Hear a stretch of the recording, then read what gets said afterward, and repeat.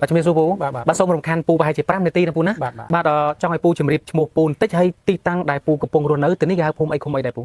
នៅភូមិពោធិវង្សឃុំកសោតស្រុកកែទៀបខេត្តស្វាយរៀងបាទលោកពូមានឈ្មោះអីដែរពូហាសខនលោកពូហាសខនមកចុះមកដល់ឆ្នាំនេះបញ្ជនម៉ានទេពូ59នេះពូនោះតាមអ្វីដែលខ្ញុំបានចាំប្រហែលជាមួយខែកន្លះមុនពូបានជាវផលិតផលខាលគូធាលផលិតផលតម្រងនោមយកមកព្យាបាលយកមកជួយបញ្ហាតម្រងនោមមិនចឹងណាពូនោះអង្កលនោះពូមានបញ្ហាតម្រងនោមធ្វើទុកពូយ៉ាងម៉េចដែរធ្វើទុកហ្នឹងធ្វើទុកខ្លាំងបើប្រសិទ្ធទៅក្រោមហ្នឹងហើយមកដល់កលៀនវាចាក់ដូចយកក្បិតមកចាក់ចឹងឈឺណាពូនោះឈឺដូចបងហ្នឹងពូបាទឈឺញាប់ដេកអត់បានទេជើងតូចរបស់ពូហ្នឹងវាទឹកនោមពណ៌យ៉ាងម៉េចដែរពូឥឡូវហ្នឹងពណ៌លឿងពីមុនកាលមុនប្រើពីមុនពណ៌សប៉ុន្តែពេលដែលពូបត់ជើងមកបត់ជើងតូចម្ដងនោះវាឈឺទេពូអត់ឈឺទេប៉ុន្តែគាត់ថាវាឈឺក្នុងកលៀនបាទឈឺក្នុងកលៀនណាបាទចុះតាក់ទងទៅលើបញ្ហាផ្សេងដូចជាសន្លាក់ដូចជាចកេះមានធ្វើទុកពូទេអត់ទេបាទក្រៅពីបញ្ហាតម្រងនោមមានអាការៈអីផ្សេងទៀតទេពូ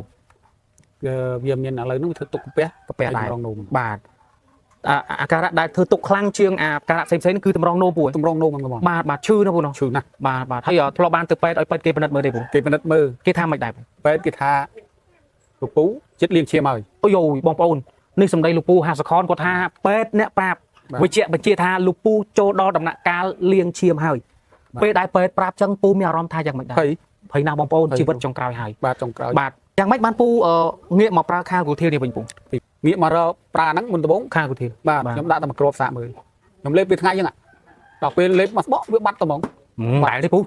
បងប្អូនពេទ្យថាលោកពូដំណាក់កាលចិត្តលៀងឈាមហើយលោកពូប្រើបានតែមួយថ្ងៃដំបូងដែលអាការៈរបស់គាត់កំពុងតែចាក់អូយយូរយ៉ាងហ្នឹងលេបតែមួយថ្ងៃគាត់ថាលែងឈឺ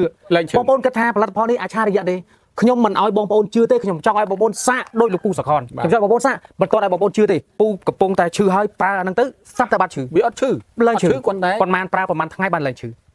ប្រើតិចដែរពេលហ្នឹងប្រើបានតែ2គ្រាប់2គ្រាប់ស្រាប់តែលែងឈឺវាលែងឈឺបាទ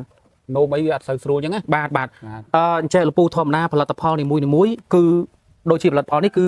វាមិនមែនជាគេថាឱសថទឹកដែលយើងព្យាបាលមួយថ្ងៃពីរថ្ងៃជាទេតោះយើងព្យាយាមប្រើពីមួយថ្ងៃទៅមួយថ្ងៃវាចាប់ដើមសម្រាប់មេរោគវាចាប់ដើមផ្សះផ្សាអញ្ចឹងណាពូណា